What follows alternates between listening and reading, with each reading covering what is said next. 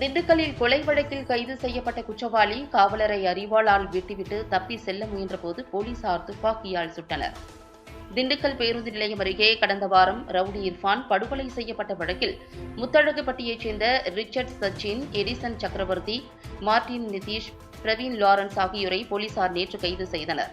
இந்நிலையில் படுகொலையின் போது பயன்படுத்திய ஆயுதங்கள் மற்றும் படுகொலை சம்பவத்தின் போது அவர்கள் அணிந்திருந்த உடைகள் ஆகியவற்றை கைப்பற்றுவதற்காக ரிச்சர்ட் சச்சினை திண்டுக்கல் நகர் வடக்கு காவல் நிலைய இன்ஸ்பெக்டர் வெங்கடாசலபதி மற்றும் சார்பு ஆய்வாளர்கள் மற்றும் காவலர்கள் பாதுகாப்புடன் திண்டுக்கல் அடுத்துள்ள மாலப்பட்டி சுடுகாட்டு பகுதிக்கு அழைத்து சென்றனர்.